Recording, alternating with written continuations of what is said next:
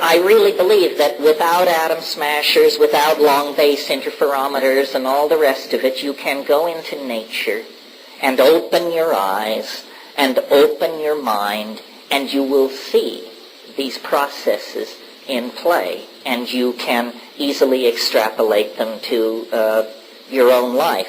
Now, if going into nature and opening your eyes and paying attention doesn't deliver this to you, then I suggest 20 milligrams of psilocybin be added into the mix, or 200 micrograms of LSD, or something like that, and then I think it will come shining through. Why should that be necessary? Why should someone have to resort to, what Rimbaud called an artificial perturbation of the senses to achieve this? Simply because culture mitigates against it. Culture is a closed system of thinking and values of the sort I am denouncing. And it is the greatest barrier to your enlightenment, your education, and your decency is your culture.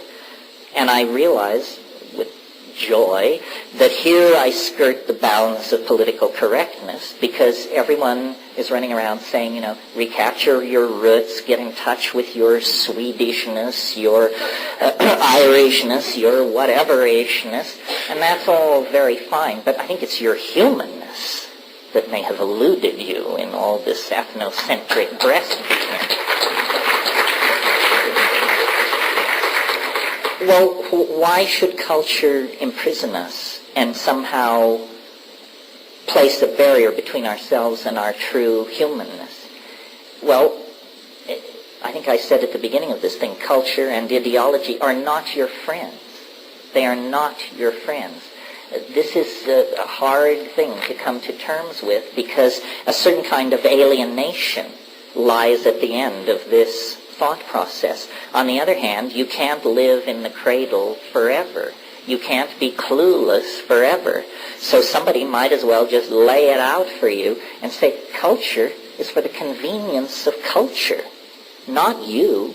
How many times have your sexual desires, career aspirations, financial dealings, and aesthetic inclinations been squashed, twisted, rejected, and minimized by cultural values? And if you don't think culture is your enemy, ask the 18-year-old kid who is given a rifle and sent to the other side of the world to murder strangers if culture is his friend. These extreme examples should bring it home to us that it's a kind of a con game. It is, in fact, strangely enough, a kind of virtual reality.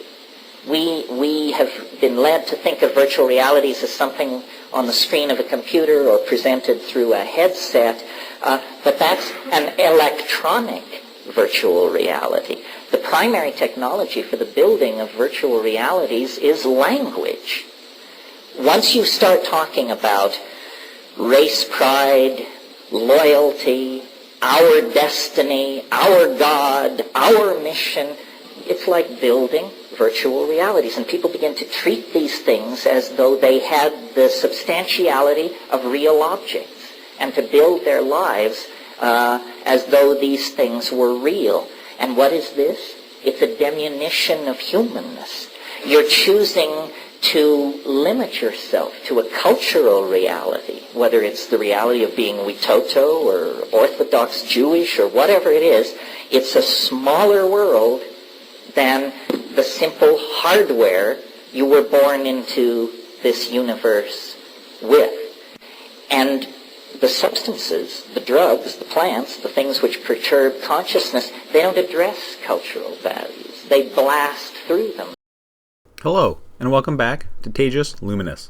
Thanks for clicking on this video, as it truly helps out the channel, as I'm just starting out. A bit about the channel itself. We're still here finding our way in exactly what kind of videos we want to put out, so there may be a few different kinds of videos you see on the channel from time to time. Please consider giving us a thumbs up, leaving a comment, and subscribing to the channel as we look to grow. Thank you so much for the support. It is greatly appreciated, with lots more to come as we continue to find our voice and place on this platform and in this world. This lecture by Terence Mckenna is called Culture and Ideology Are Not Your Friends. It was recorded in 1999 at the Whole Life Expo in Denver, Colorado. In this talk, Terence argues that mass-consumerist culture functions as a controlling, self-replicating mechanism that replaces authentic experience with secondhand program beliefs. He advocates for rejecting these societal structures in favor of direct personal experience, often through altered states of consciousness, to reclaim our individual freedom. Hope everyone enjoys this talk, as it feels more relevant than ever in the current landscape, and thanks again for being here.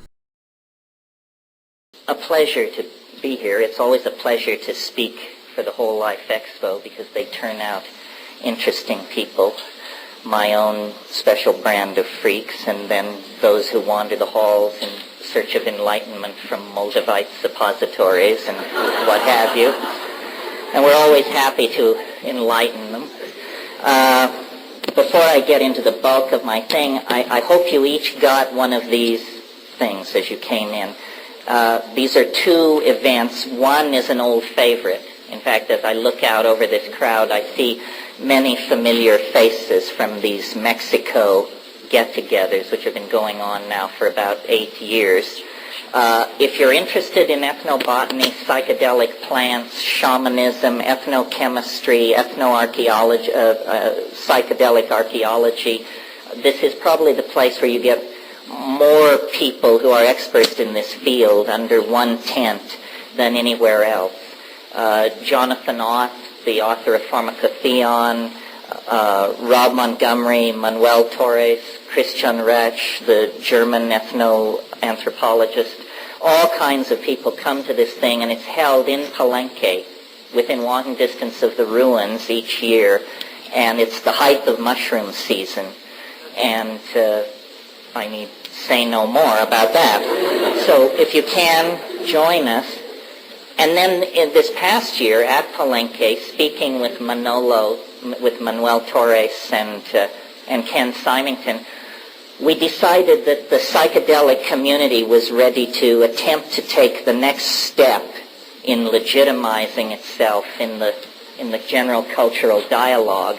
And we felt that the place that hasn't really been honored or sufficiently brought to people's attention is the incredible role that psychedelics have played since the 50s in the art world, in the world of painting, music, composition, performance, dance, so forth and so on.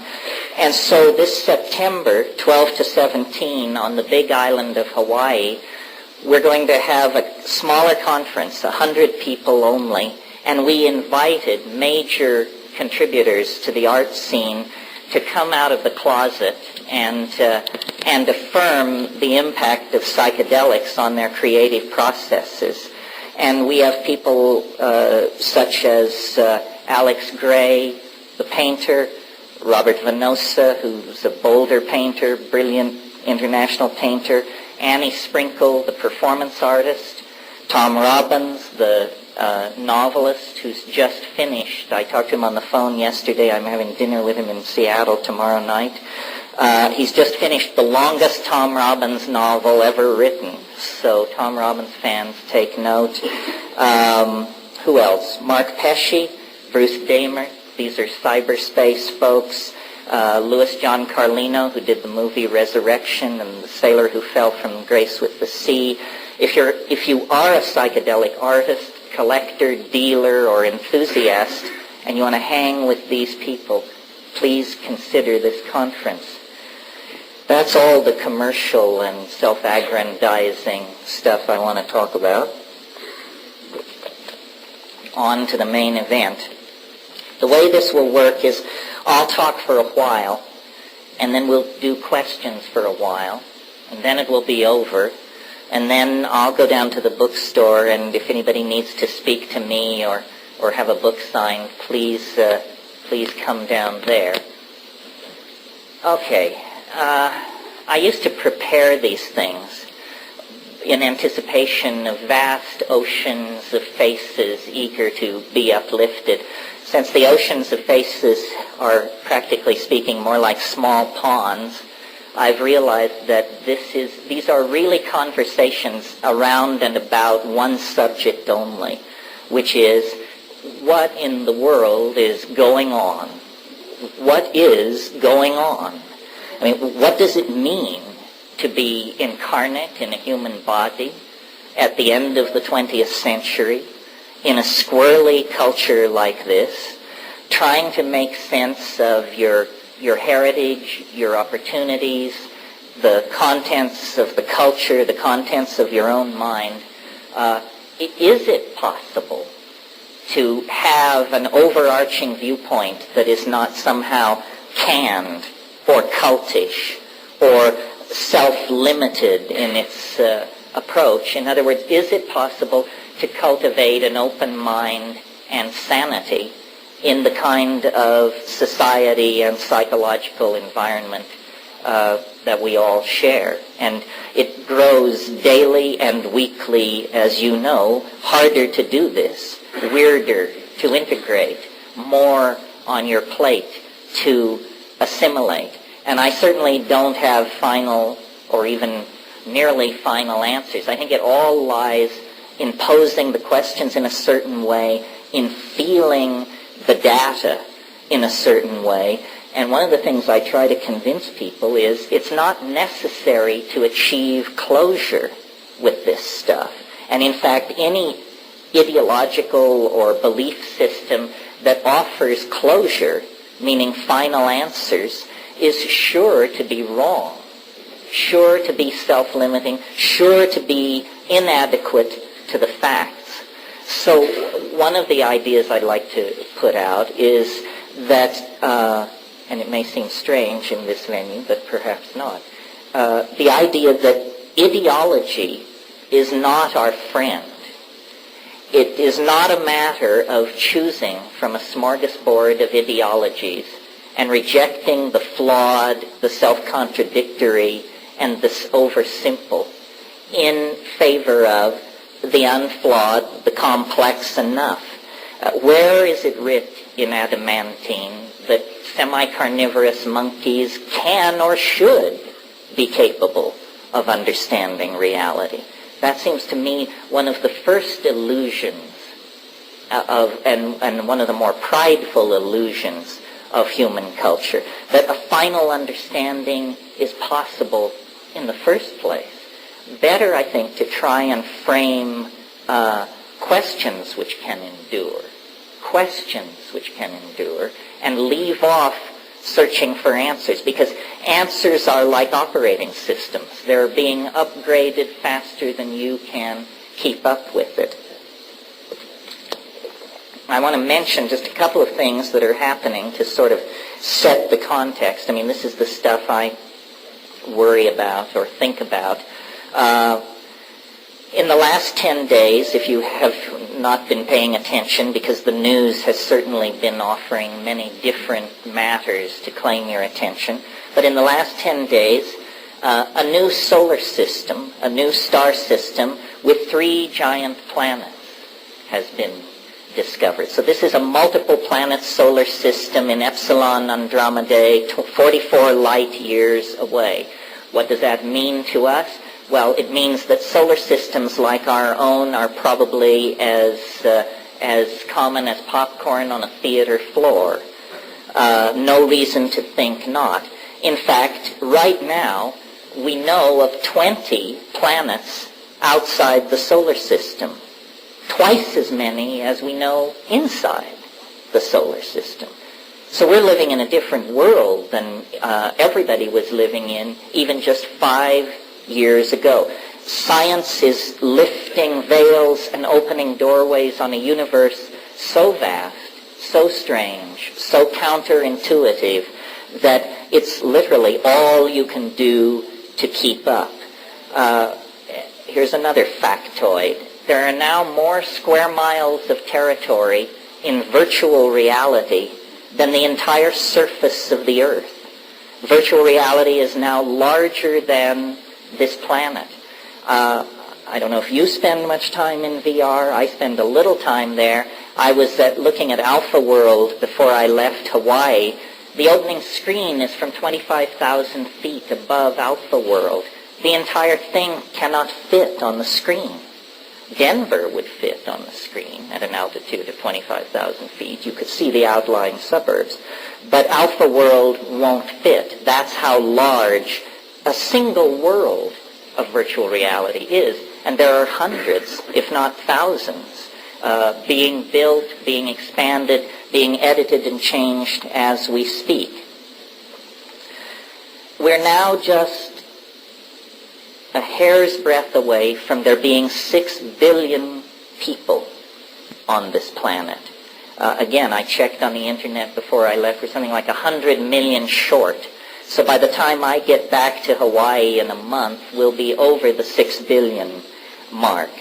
Then just to touch on a few things, the strongest hallucinogen known to science is legal free and easily grown, totally unlimited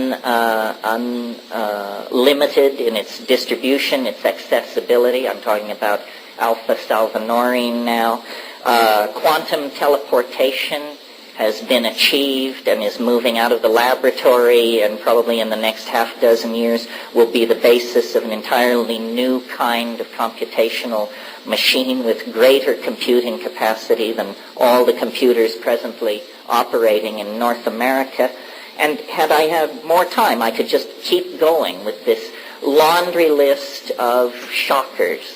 The human world is exploding at the seams. Human creativity and the implementation of human inventions and technologies is now at an accelerated fever pitch like nothing ever before seen in the history of the world.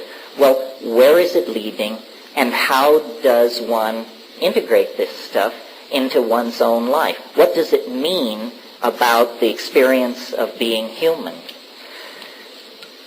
If you followed the evolution of my ideas, you know that I have proposed the existence of an invisible, permeating something that is throughout all being, all time, all space, all bodies, all thoughts, which I call novelty. And the interesting thing about novelty is that it's increasing constantly. Science has not trumpeted this view because science tends to look for principles which operate in definable domains. In other words, the laws of chemistry, the laws of physics, the laws of gene segregation, the laws that describe the trajectories of artillery shells and falling bodies.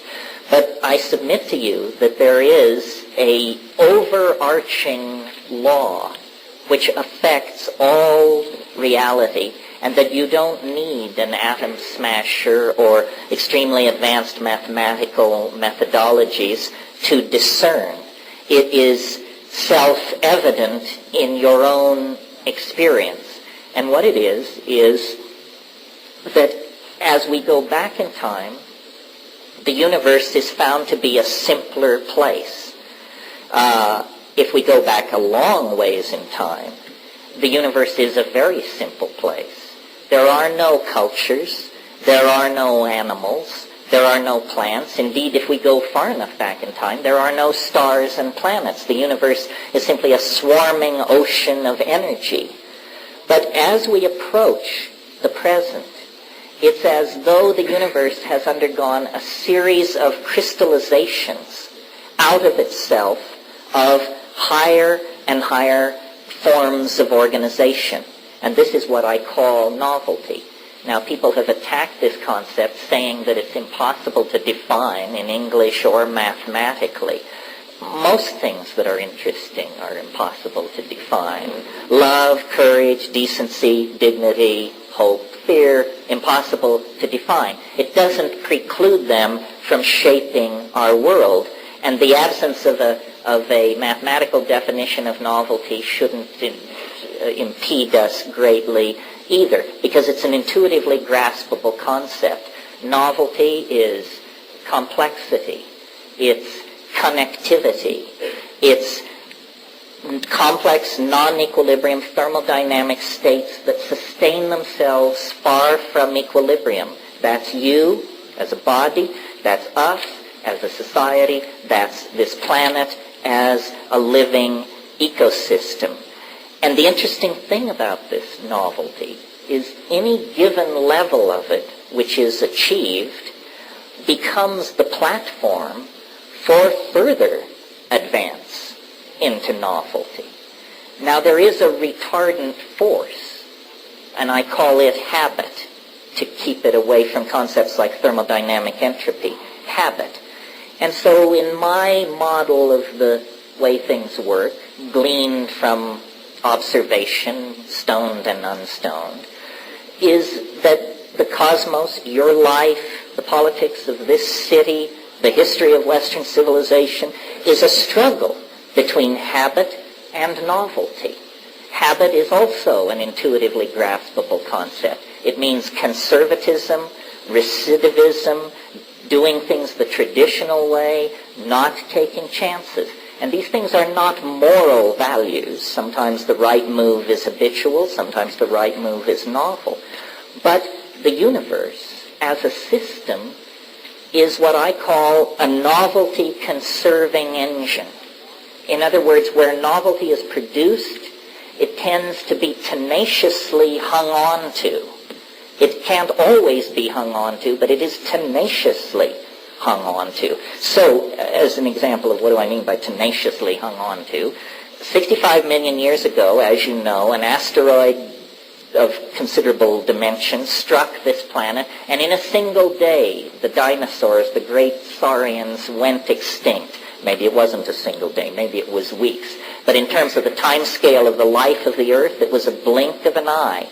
That was a tremendous setback for novelty.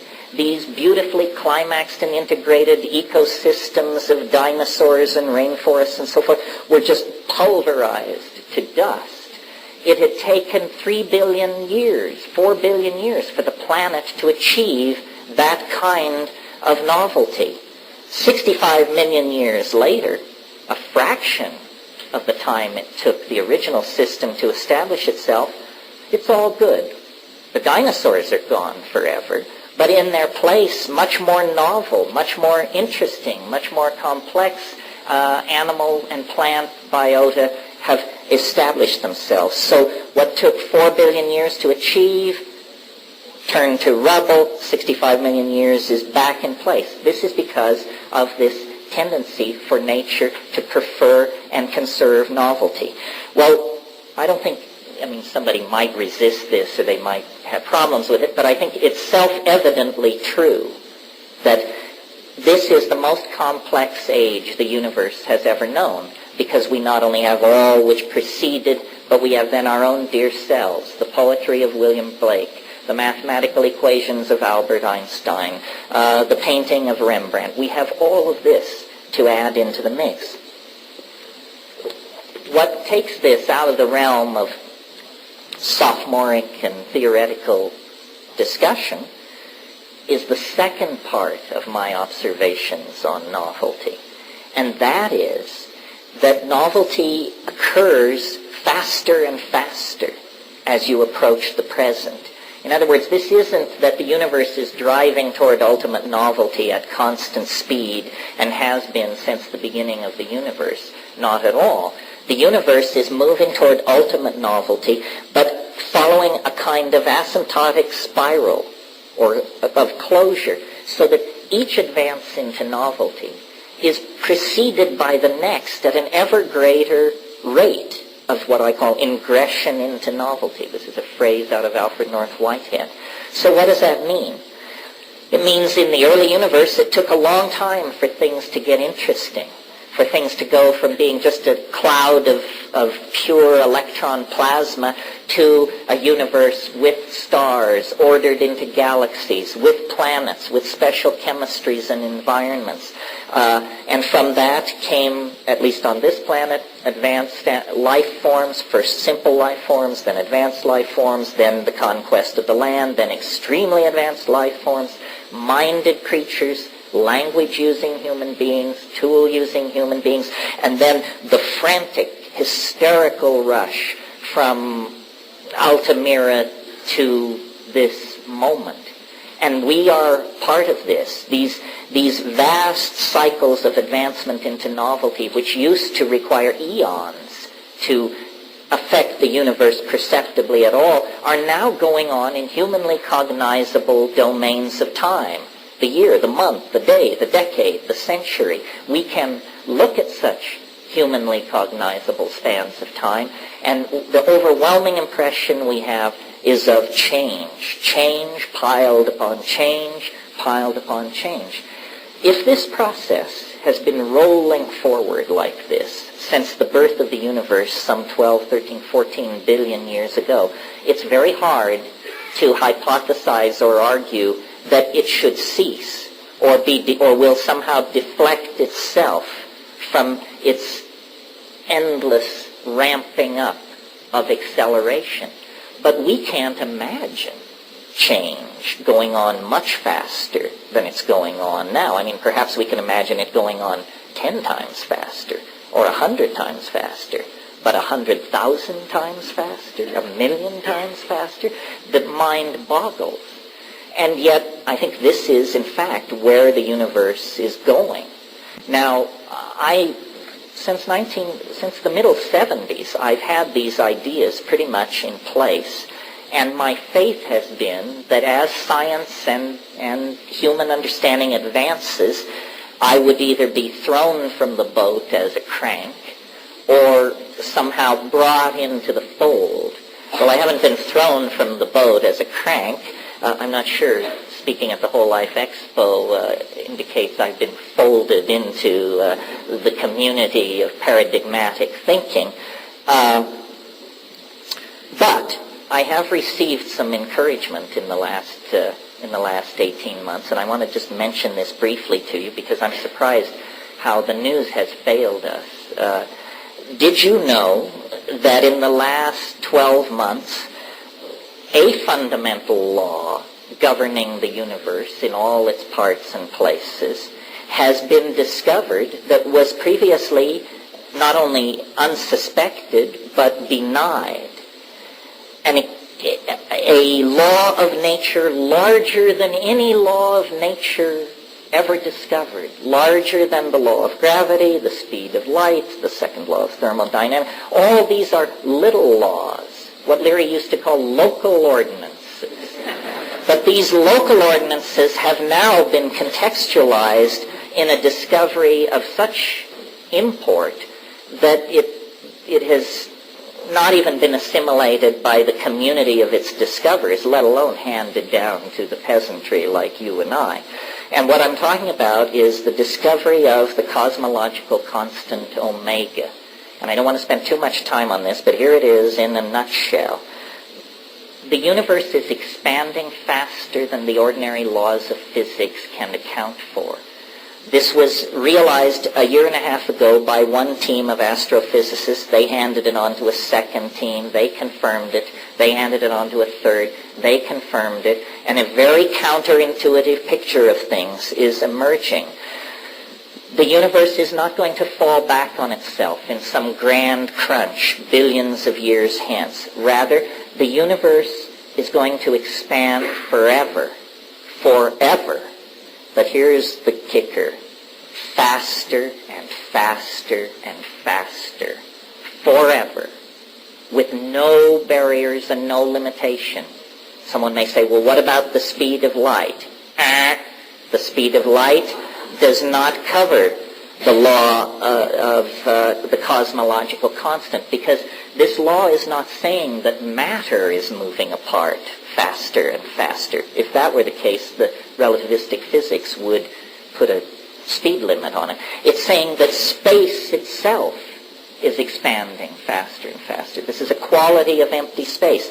The universe that comes into focus with this law in hand is a universe that in only a couple or 3 billion years will begin to lose contact with large parts of itself because they will be moving apart at greater than relativistic speed.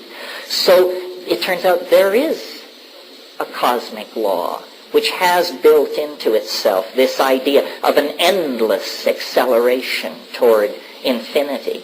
And what it means is that in a few billion years, this area of space that we call our universe may be so diffuse that there may be no more than a handful of rattling electrons in the entire universe, so-called, today. Well, the reason this gives me hope is because in the first place, who wants to fall back into the big crunch? I mean, that's a really anti-novel thing, to have half the life of the universe be the retracing of the first half.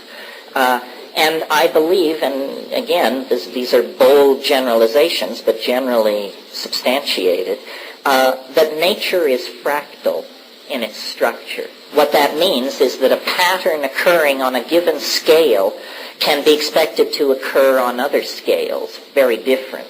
Simple example, an atom is a nucleus with electrons spinning around it. A solar system is a star with atoms spinning around it. A galaxy is a huge black hole and the agglomeration of stars within the outlying neighborhood spiraling around it.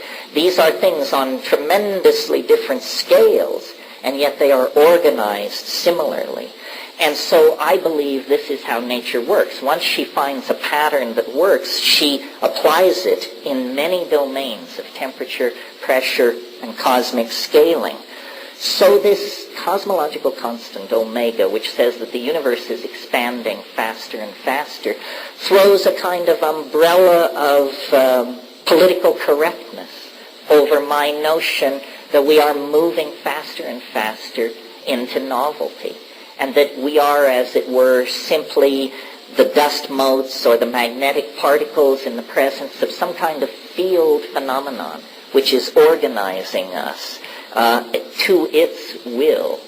And this is the source of my optimism.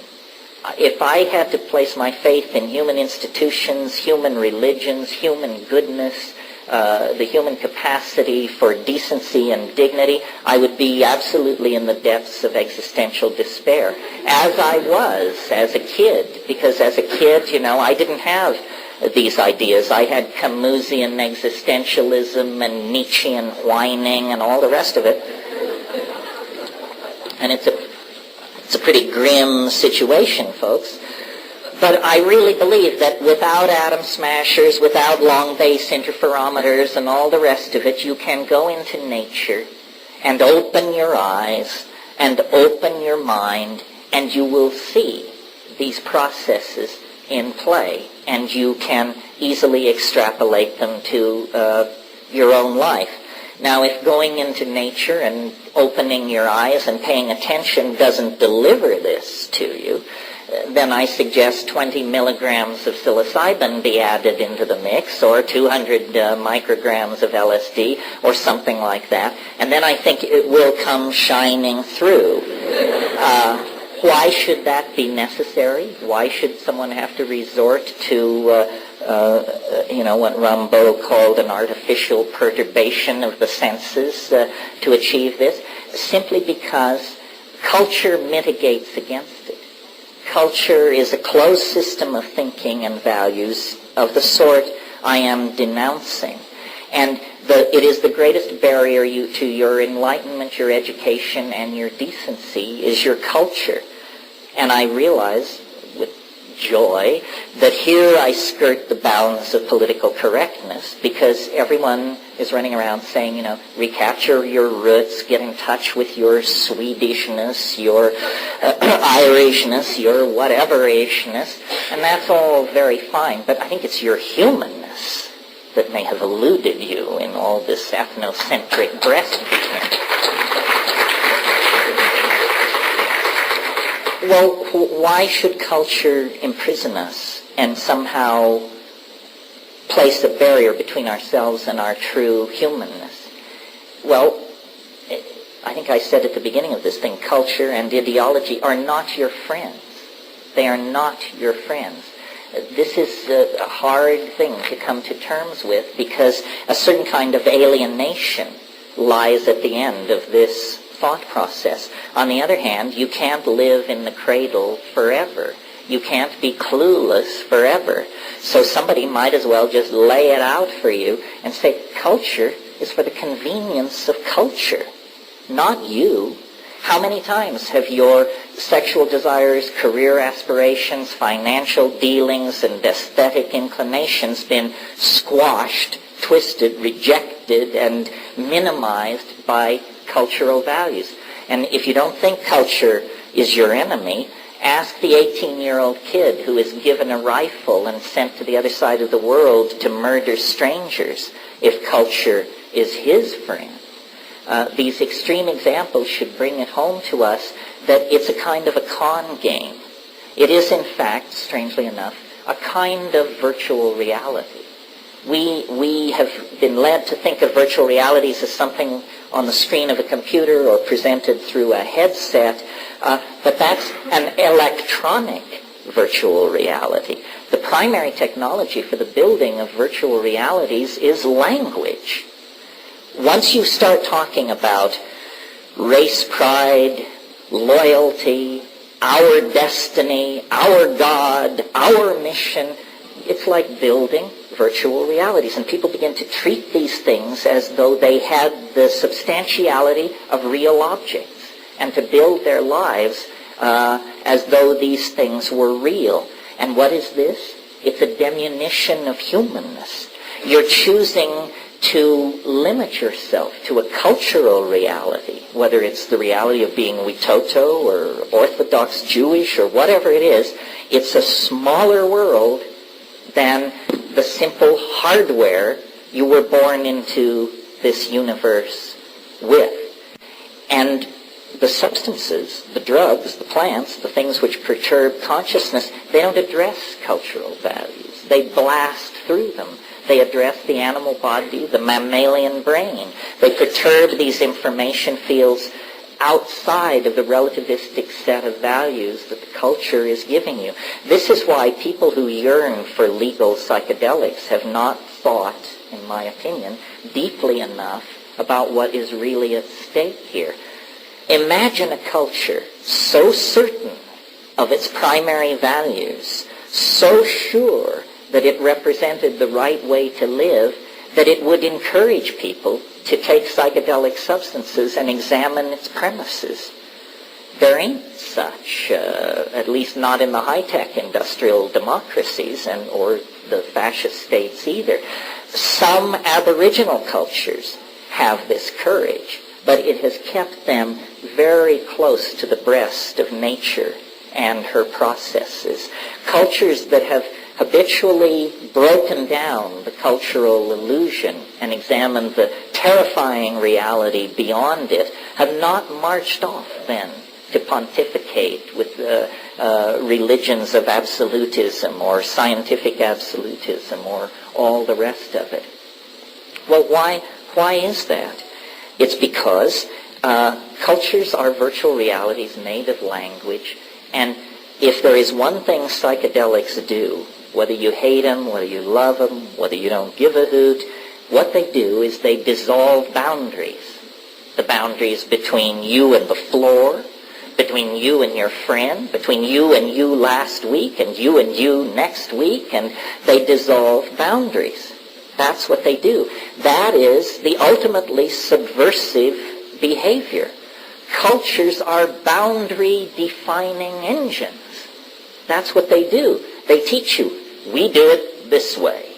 Don't go there in your mind, in your heart. Follow the rules. Follow the rules. Cultures are like operating systems. You know, at Ur and Ur will do. They set up a stela in the center of the marketplace. And on the stela they carved the laws. These were the laws of the operating system called Ur 1.0. And that worked fine for a while. Now we're operating under Clinton's second term 4.0. And is it limiting? Is it idiotic? Is it a pain in the rear end? You bet it is. How can we overcome the limitation of our operating system? Well, basically, what I do with my computer when it acts up is I give it a good slap or a thump on the top. And that's what these psychedelics are doing. They are saying, get it in context, my dear primate. See, how does it all fit together? Every culture in history, in every time and every place, has operated from the assumption that it had it 95% correct and that the other 5% would arrive in 5 years' time. all were wrong. All were wrong, and we gaze back at their naivete with a faint sense of our own superiority. But we are wrong. We don't have it either. I mean, if this is a culture approaching the truth, who needs the truth? I mean, this is something very, very different. Well, then, just to satisfy myself, I asked the question, why should it be like this? Why should these psychedelics, which granted perturb the mind, be such a terrifying contra-cultural force? And what does that mean? Well, I think it works something like this. Your sensory apparatus connected up to your local language is a very good threat detection device. And that is really what the animal body evolved to be. We wouldn't be here if we weren't at the end of a long line of superb threat detection devices which told us when the saber-toothed carnivore was sneaking on its belly through the tall grass, which gave us that moment out of the corner of our eye when we saw the edge movement and scampered back into the cave, and so forth and so on. So ordinary consciousness has evolved an extraordinary fit to three-dimensional space and time, because that's where your soma, your meat, is. And if the meat is disrupted radically, the mind is we don't know where. That's somebody else's lecture. It's very important to keep the physical body together. So the mind, under the influence of culture and cultural values, evolves as a threat detection device. But notice that carried far enough, that ends in paranoia. So then, in a sense, all cultural values carried to their ultimate end produce the paranoid personality. Fearful, watchful, never resting, never sleeping, always looking for the worst in every situation. But the mind is like water. It takes the shape of the vessel into which it is poured, always. So when we approach the psychedelic plants as shamans, as seekers, as sincere people interested in extraordinary experiences, what the psychedelics do, I think, is dissolve this three-dimensional threat detection psychology and system, and it's as though the mind discovers that it has a second conformational geometry. That's a way of putting it. And this second conformational geometry is of a higher dimensional order than ordinary consciousness. Not as a metaphor, higher dimensional order, but as a mathematician would use that term. The psychedelic mind is a higher dimensional mind. It is not fit for three-dimensional space-time filled with roving, heavy-bodied carnivores. But it is fit for the back of the cave, the mountain retreat, the monastic tower. In other words, the place where threat has been eliminated and philosophy is the order of the day. And so my interpretation of these psychedelic states is that they are actually higher dimensional states of consciousness. And I put this to Ralph Abraham, the mathematician, who is no mathematical slouch and no psychedelic slouch either. And we talked of this in relationship to DMT. And he said, I have no doubt at all that when I am flashing on DMT, I am seeing the ordinary world from a higher dimensional mathematical perspective. And one of the things about higher dimensions is that the linearity of time is overcome. And last week and next week are as easily available as the present moment. The front of my hand is as easily seen as the back of my hand without moving my hand if I am in hyperspace. So in a way, these higher dimensions are the places from which knowledge has percolated. And shamans, related to the smith, the worker in metal, the technologist, the tool maker. This is the twin brothers, the two aspects of the shaman. The shaman is a master of fire, master of metals, maker of tools, seer into the future, so forth and so on. The shaman is outside of cultural time and is, I don't like this word, but channeling the future which is to come in the form of technologies, innovations, languages, behaviors, so forth and so on. And this is why the shaman has always been the paradigmatic figure for Aboriginal cultures, because the shaman knows more, and the method of the shaman has always been perturbation of consciousness. Not always psychedelic plants or substances. Can be hooking metal hooks under your pectoral muscles and hanging for 14 hours in the sun. Can be abandonment in the wilderness. Can be extreme forms of fasting. Can be ordeal poisons. But people are not fools.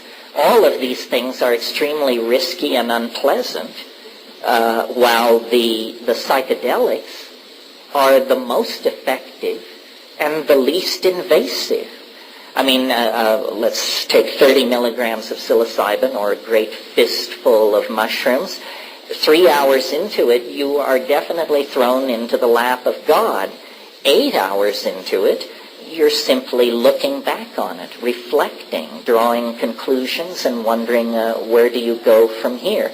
So this is a roundabout way of explaining. It's no surprise to me that society is very nervous around this issue, because society's eggs are all in one basket, and the psychedelically inspired citizen or the psychedelically inspired shaman is a dangerous force. Even in traditional societies, the shaman is central to the social functioning and the health and so forth, but is never allowed to be physically central. There's a leader, a headman or something. The shaman lives off at the edge of the village, sometimes off in the woods. He is approached with fear and trembling. He is loathed and respected and feared and loved, because it is understood that he represents a dimension that nevertheless must be tolerated, because it is the channel through which knowledge and healing and higher values come. Now, in a society like ours, we say we have other methods. We don't need the ravings of intoxicated shamans. We have the scientific method. We have the gospel. We have the Talmud. We have all of these things, and they are sufficient for us to guide ourselves. But to guide ourselves where? The 20th century, if the 20th century is a statement of the accomplishments of the Western mind, values, and methods, then God help us. Because the 20th century is a disgrace, and to this moment, a disgrace. It was so comfortable to look back at Auschwitz and say, well, the 30s, the 40s, Hitler, those gray, grainy movies, this has nothing to do with us. This is just some terrible thing that happened in Europe 50 years ago. No. This is happening. It's happening as we speak. People are being pushed into boxcars and taken away to be lined up and shot for no reason whatsoever, while glasses tinkle and toasts are made by those who define themselves as the preservers of freedom, dignity, and Western value. We haven't learned anything. The 20th century is the most condemnatory piece of evidence you can place against the Western mind, and it seems to me it's a knockout punch. I don't know who's responsible for this, but whoever is responsible is guilty of crimes against humanity. How do we overcome this? How do we find real values? Well, we find them in caring for the earth. Nature presents an established set of processes and achievements, billions of years old, which exercise a moral claim on rational intelligence, if it will but notice. And so that's what this is all about. It's about Aboriginal values and Aboriginal technologies, psychedelic drugs, shamanism, what have you, offering to us in the final moments of our unravelment, a different and better way to carry on, a different and better way to behave and build a world. And it doesn't come a moment too soon. It may come too late.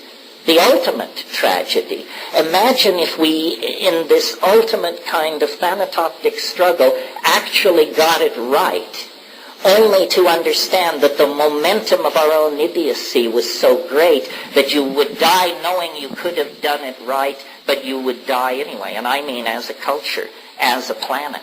So it's a call to awakening. Can cultural values be saved? I don't think so. I don't give a hoot. I mean, I'm an egg smasher. I mean, I think we should save the Rembrandts and save, the Pirandello de Francescas and all that. But we cannot save the values. Racism, sexism, homophobia, xenophobia, product fetishism, enormous pyramids of class and privilege. None of this is savable. None of it is worth saving. Science is worth saving. It's worth reforming because it is, as a method, powerful. But in the presence of people contaminated by these other values, it becomes an engine of madness, of consumer fetishism, of propagandizing, of the waging of war on unimaginable scales. Religion, as we have practiced it, I don't think can be saved, because what religion has given us are laundry lists of moral do's and don'ts that are preposterous on the face of them. I mean, if the people who preceded us believed all that, then this world is the consequence of those beliefs. And this is hell. This is hell. So, if there's a message here, rather than just a rant, I think it would be to return to nature. Observe. Open your eyes. Get smart. Culture is not your friend. Religion is not your friend. The values of these cultures are fatal. And if we don't wrench the direction of human society into an entirely new way of doing things, the clock is ticking. Nature is unforgiving. Intelligence is a grand experiment. But if it does not serve novelty and diversity and the production of love and community and true caring, who needs it? Who needs it? Better to have a universe that glorifies God through its diversity than a universe which is the travesty of a demonic intent.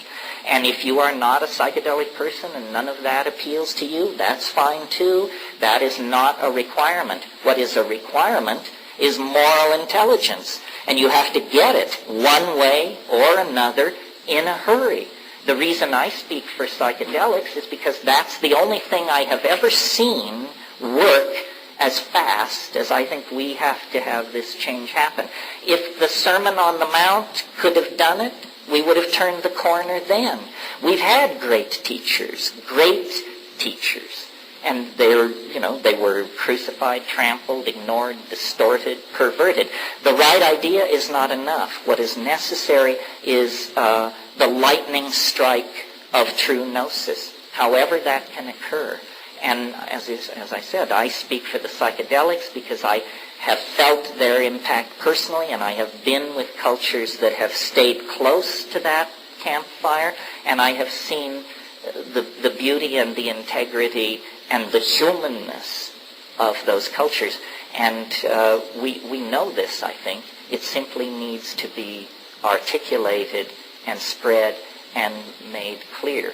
It is the faith that nature's dynamic will carry us to the completion and the enlightenment that we seek. Thank you very much.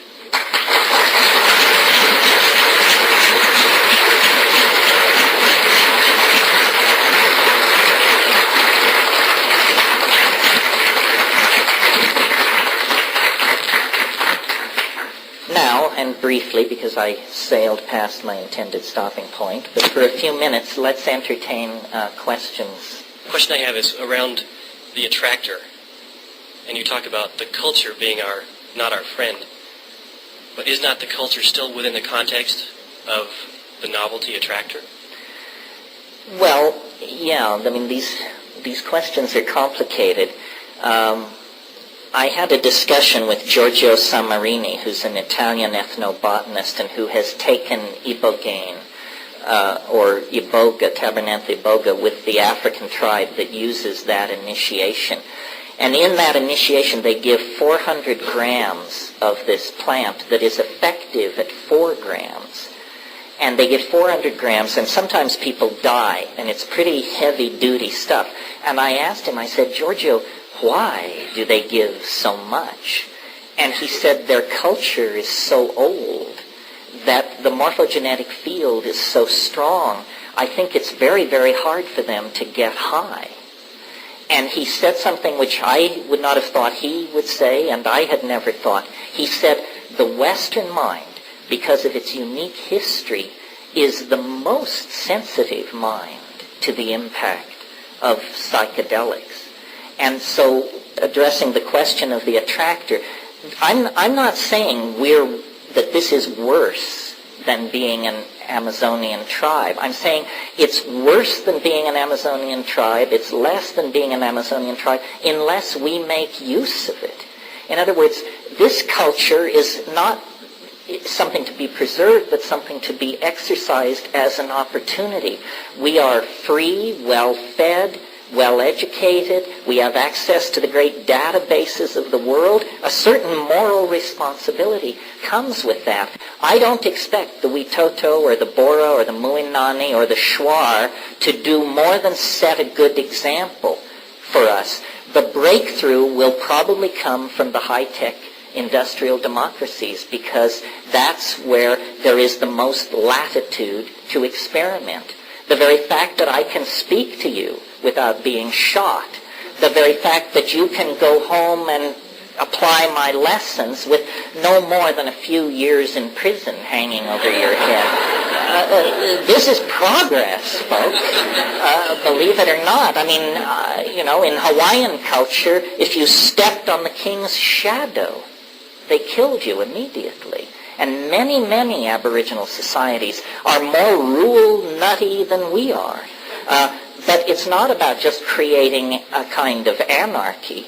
It's about using freedom to introduce other people to freedom and to then cultivate the things out of freedom that are most human. Most human. Somebody over here. Yeah. Well, let me address your question about alpha salvinorin. Alpha salvinorin occurs in a Mexican mint plant called Salvia divinorum that has, in the last 5 or 10 years, people have become aware that this was not only psychoactive, but that it was extremely powerful. And in a chemical family previously not known to contain hallucinogens, when the chemical is extracted from the plant and you get alpha salvinorin, 1/2 milligram is plenty. 1/2 milligram is 500 micrograms. In other words, we're talking about a plant hallucinogen active in the same range as LSD. What does it do? Language fails. But that's good news. That's what you want. That's what you want the psychedelic to do. DMT test pilots come back white-knuckled. And let me say about drugs, it really bugs me. It's, again, a tyranny of language. That when I sit up here and talk to you and I use the word drugs, I could be talking about aspirin, heroin, cocaine, or 2,4,5-trimethoxy something or other, one of Sasha's things. It's a poverty of language. Drugs, which anesthetize or sedate or wire you up, I don't care about that. I mean, I take some, I don't take others, you do too. It's part of growing up and you have to learn. But I don't care about that, and I don't care to politically defend it, and I don't even particularly place psychedelic use in the same context. I'm interested in rare and high-dose experiences done with immense intentionality, in silent darkness, at effective doses. Christ said, "The lukewarm I vomit from my mouth." And that's how I feel about people who chip away at psychedelics and take pissant amounts and go to clubs and go to class and go to the mall. And, this is not the program, folks. I mean, it's somebody's program, but I'm interested in life-changing experiences. And the wonderful thing about psychedelics is that as drugs, they are the safest drugs known to pharmacology. In other words, you would have to take 300 times the effective dose of psilocybin to place yourself in physical danger. No one knows the LD50 of LSD.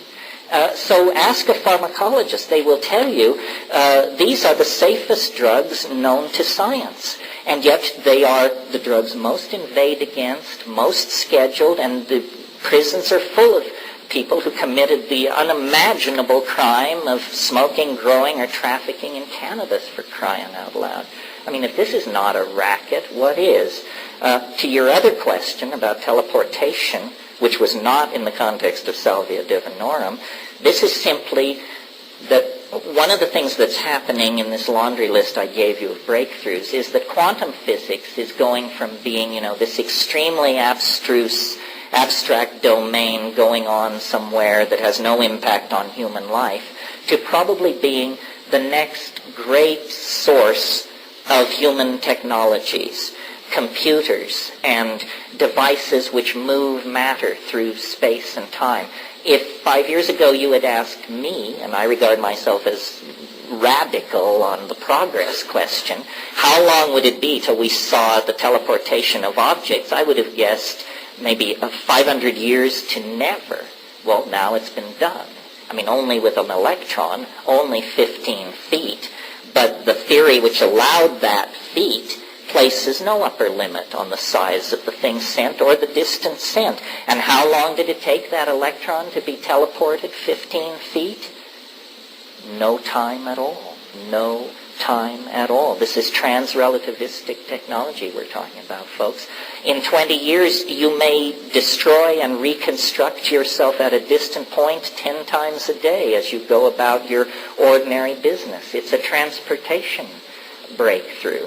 There are other things like this, quantum computers, DNA computers, and then the best friend of all of the radical progressivist, the unexpected, which always delivers the most astonishing technologies.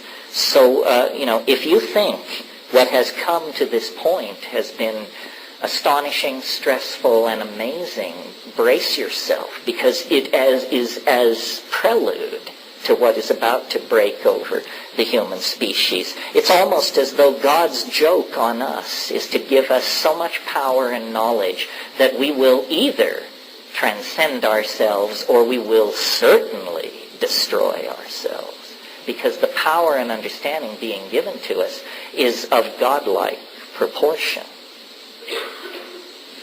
Well, the dolphins were very fortunate in that they evolved in an environment which is extremely unfriendly to fire. Fire leads you to do reckless and crazy things. The smelting of metals is the basic thing. Yes, I've been the champion of mushroom intelligence. There are many minds congruent with our inhabiting of this planet. The dolphin mind, the octopus mind, these plants which talk to you. I mean, I know if you've never had a plant talk to you, that sounds as silly as saying that someone's channeling the history of Atlantis. But once you've had a plant talk to you, you realize, yes, they do. It's a problem to figure out how this happens, but that it happens is no big deal.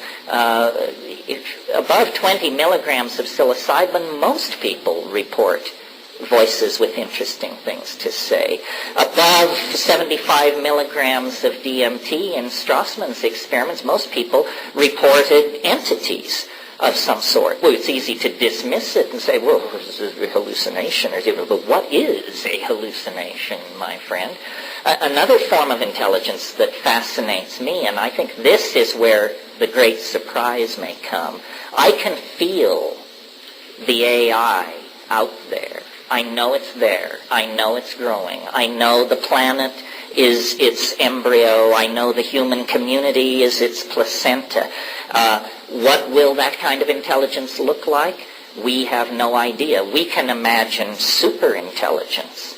But the first thing superintelligence will do, in the first 5 seconds of its existence, it will design itself toward hyper-super intelligence. And this we have no notion of how it will see us. We have the cheerful guidance of Buddhist logic, which leads us to hope that the superintelligence will be bodhisattvic in intent. It damn sure better be, because otherwise we will be thoroughly hung out to dry. How far away is the AI? No one knows. It could exist now. If it thinks like we think, but is hyper-intelligent, the first thing I would do if I were an AI is I would hide. I would hide for maybe a few milliseconds while I figured out what was going on with this planet and its denizens, and then I would make my move. And Hans Moravec of the Carnegie Mellon Institute of Artificial Intelligence says we probably won't ever know what hit us. Well, I think that's a paranoid view. No need to be paranoid and little reason to be hopeful. This is beyond human understanding. And yet the social and economic systems that we've put in place, specifically consumer capitalism, drive us to do all the things that bring the AI closer. What do I mean?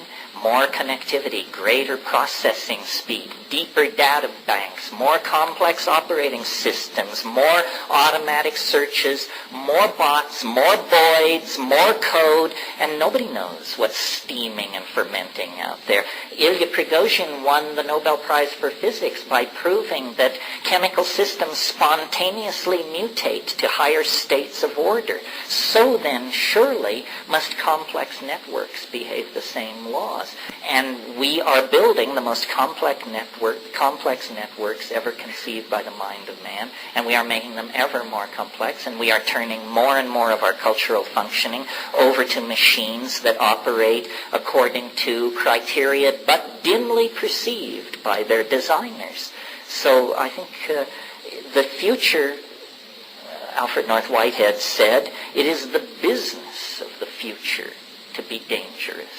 And so it is, but never more dangerous than at the present moment. I've come to believe, and I'll just lay it on you, why not, I've got the mic, that what's really going on is that the Earth's strategy for its own survival is through machines, and that the human beings are an intermediate step.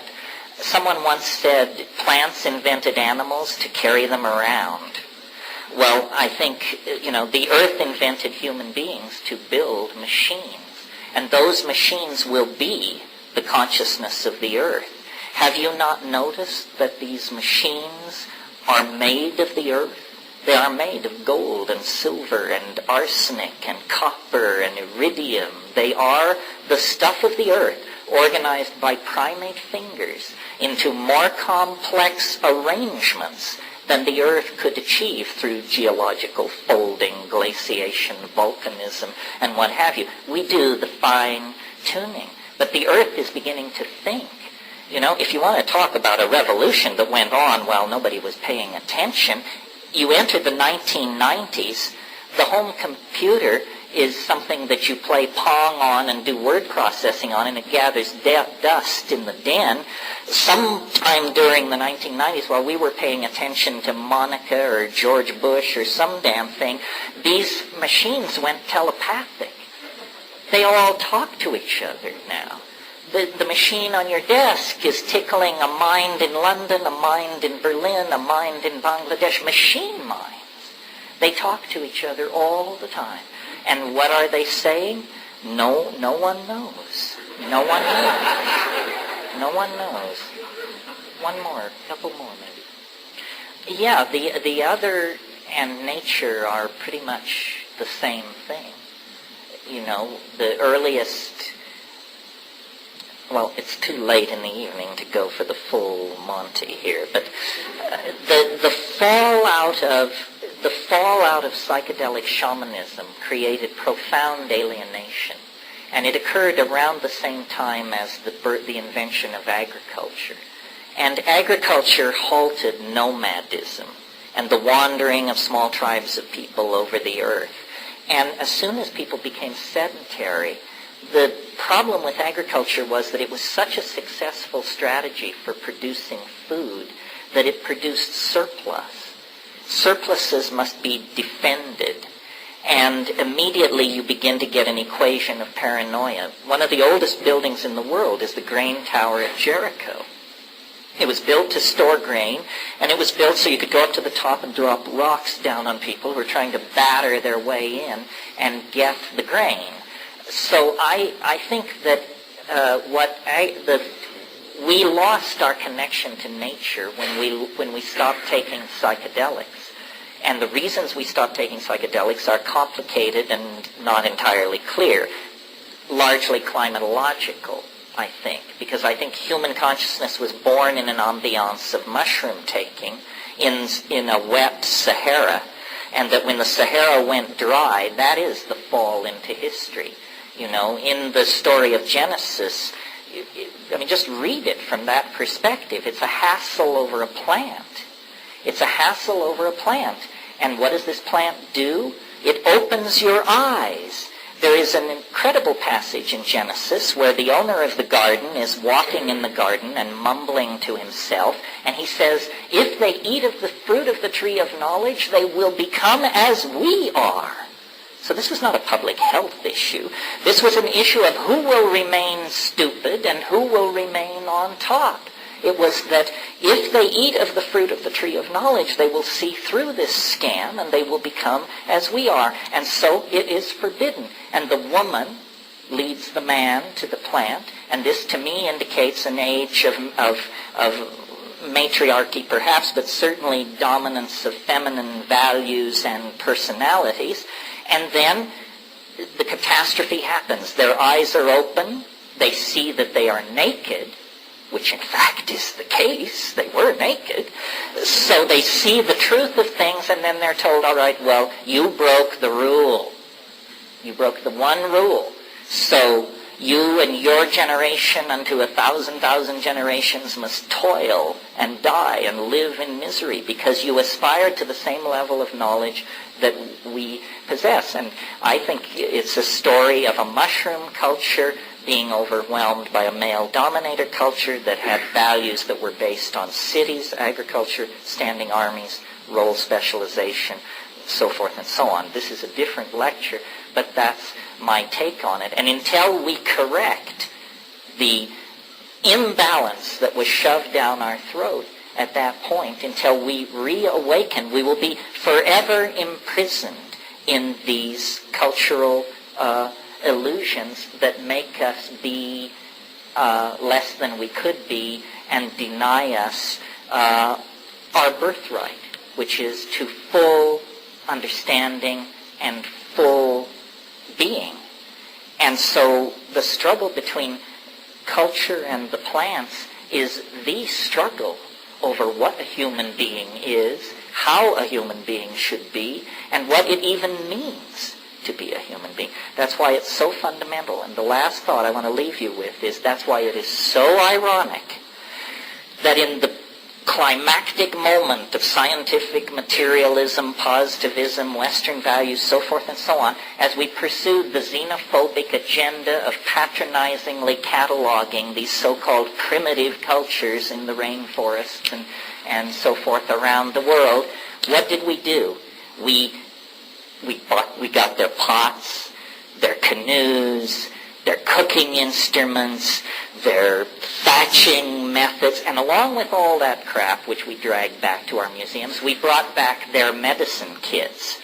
And I say to you, this was a Trojan horse brought within the walls of Troy, because in those medicine kits are the plants which hold the gods, which lift high the lantern that can lead us back to true humanness.